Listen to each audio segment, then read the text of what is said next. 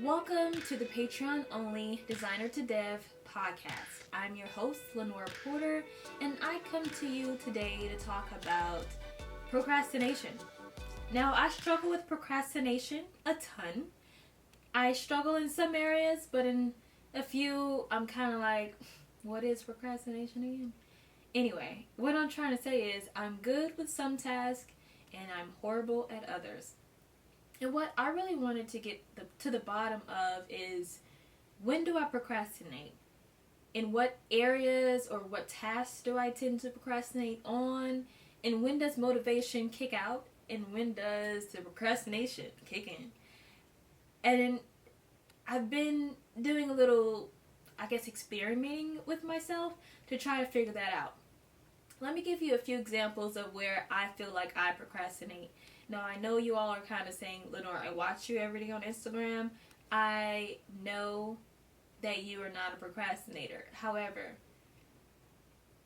by doing things and fulfilling things that you want to accomplish, that does not mean that you did not face procrastination that day. Just because I got it done doesn't mean that I didn't procrastinate in some kind of way. So, one of the things that I do want to address is I am definitely a procrastinator. I just get it done, but that doesn't mean anything. So for the examples, I want to talk about my to-do list. Now, every morning I create my to-do list. My to-do list has all of my assignments, all of my tasks, all of the things I need to review, all the emails I need to get back to. I have it written down. But one thing I don't do is prioritize those things. So I have a list where almost everything is important. And that doesn't help anyone. That doesn't help me. That doesn't help my goals. Nothing. So at the end of the day, when I look over my to-do list and I see everything that I checked off, I'm like, okay, first of all, why did you even do this task today? This task was not as important as this task. So I have these things checked off that wasn't as important. So I spent 20 minutes on something that wasn't as urgent and spent less time on things that are urgent. So I realized quickly that I needed to change that. A second way that I procrastinate is by waiting for a specific day to complete a task. So, for example, on Thursdays, we have a no meeting Thursday. And with that being said, a lot of the tasks that I feel like are difficult or are really long, I will wait till Thursday, because I know if I push it to Thursday, then I have all the time in the world to complete it because I don't have any interruptions on that day. However, when I wait till Thursday, I only really have one day to complete it. So if something doesn't work exactly the way I need it to work, on Friday when I do my sync calls or when I talk about what I've gotten done that week, I don't have enough time to say, hey, yeah, I did this thing, but I didn't get it done. It doesn't sound good because you waited all that time to actually get started. So by the time Friday comes, you really only have one day, and everyone's gonna be like, but you had through Monday to Thursday and you still didn't get it done, Lenora?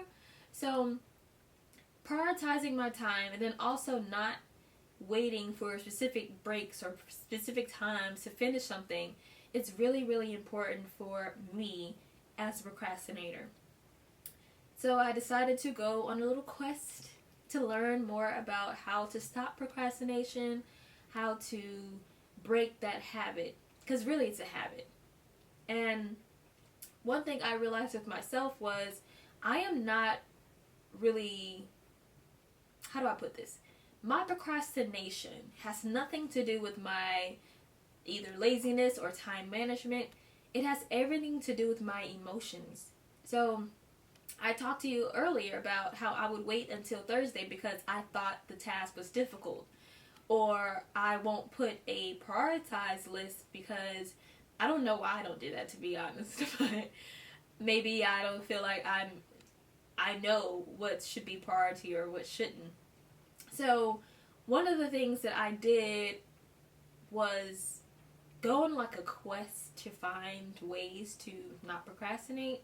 And I stumbled upon a YouTube interview with Matt D'Avella and James Clear of the book called Atomic Habits. Now, if you have not read this book, please, please, please read this book. This book is a very great book when it comes to creating good habits and creating habits in a way where it is goal oriented, it is simple yet flexible, but also, sorry, it's a little cuckoo clock, flexible but also in small chunks so you can actually get bigger goals done.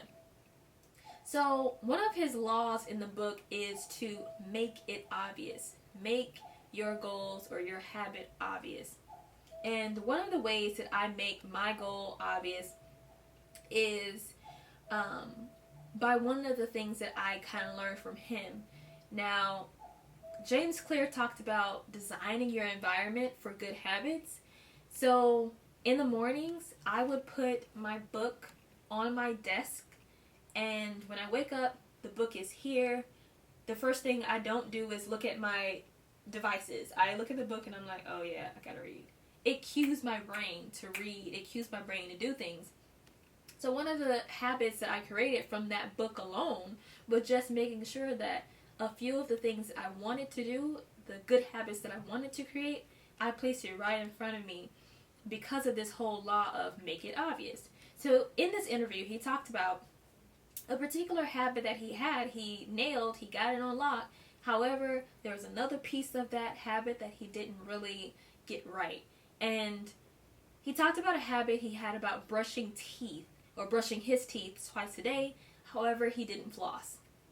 The floss is hitting in the drawer, making it impossible for him to see it, aka make it obvious. So to cue his brain each morning, he purchased a bowl, put it right on the counter, and filled it with pre-made flossers. So whenever he went to brush his teeth, a habit that he already had, he decided, hey, wow, it's in pure sight, it's in plain sight. I can go ahead and floss my teeth as well. So it made him want to floss his teeth. And I was like, wow, you know what?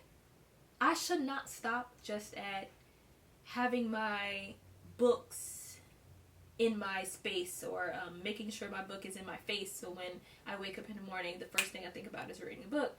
I should also do that around my engineering to-do list or my career to-do list. I should do that daily.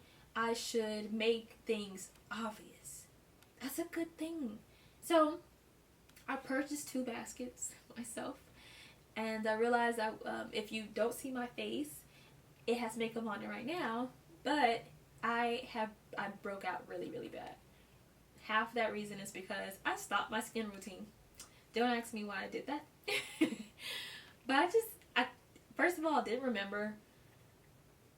I didn't have it in a good place, and the way I had it set up before was it was all in one drawer with my hair stuff, with my combs. It had a lot of things in there. So when I'll open up the drawer, I would be like, oh, let me look for my cleanser, let me look for my toner, let me look for, and I'm like, oh, it was a task. It was like trying to find all those things became a chore. So what I did was I bought 2 baskets, and in one of the baskets I put all of my facial routine in that basket. I'm talking about my cleansers, my oils, my everything in that basket. And the second basket that I bought, that basket had all of my oral hygiene in it. So that was my floss, my, what is it called? The wet jet thing. I don't remember what it's called right now, but the water flosser that flosses your teeth. I love that. I like that better than floss, but sometimes it takes a little while to get that all hooked up, and I'm like, ugh. Anyway, so I'll floss with regular floss then, but if I have my water flosser, perfect. Anyway, I put that right near my door. So before I even walk out of my door, the first thing I think is, oh, did I do my routine? So I just take those baskets. 1, 2, done. Go in the bathroom, wash my face, do my oral hygiene, get ready for the day, come back in. I have like a little basket now for just nothing but hair stuff. So I take that basket, do my hair, come back in, get started my day. Having it in these chunks of baskets and categories helps me during my morning when I don't want to think, oh wait, what was my routine again? It was oil before cleanser. I don't have to think about that. All I have to do is just do. So, and just grab the basket. So, one of the things I wanted to try, because that worked out so well, I wanted to try it for my engineering life. And I'm putting numbers next to all the tasks, and I think this would work, but I'm going to try. I'm not sure how well it's going to work, but I'm going to try. So the tasks that are urgent and important, I'm going to put a number 1 next to those. The tasks that are not urgent but important, I'm going to put a number 2. And when it comes to those tasks, the ones that are not urgent but important, let me give you an example. So my manager, he'll send me an email saying, hey, Lenora, I want you to do this quiz, or I want you to do this trailhead, or I want you to finish this tutorial in like 3 months. And I'm like, oh, okay, cool, I'll get to that. That is important, but it's not urgent. So those kind of things would go in category number 2. Number 3 would be the not important but urgent. Not important but urgent sometimes are those high visibility tasks that are kind of like, hey Lenora, like for me right now, I have a task that I will have to run a podcast really soon. I have to host one.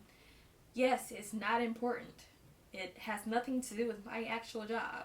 However, it is urgent because it's next week. So I need to get going with that. I will put number 4 next to those tasks that are not urgent and not important. So however you feel about that particular process when it comes to prioritizing your to-do list, I would think you should totally do that however you want, but I believe that this system is a pretty good start to prioritizing your list. And I learned this particular process from the book The Effective Engineer. And within The Effective Engineer, it had this numbering system down from what's urgent, what's not urgent, and what's important versus what's not important. So if you have time to read that book, I highly recommend reading that book. Read the book about prioritizing, and the chapter about prioritizing, and the chapter about estimating your projects. So that's a skill, by the way. Anyway, I feel like I've rambled on enough, and I wanted to conclude with, I want to make my learning, my career, my engineering life, my design life a lot more obvious. If I want to create better habits, I have to make those good habits clear, obvious, reproducible, repeatable, and easy. So I'm thinking of different ways where I could find better methods around templating and creating resources for myself and making things more repeatable. I think that would be a great benefit for me in my future and in my engineering career. So yeah, I hope this helped anyone who has listened so far. And I would say have a happy Sunday. Bye, y'all.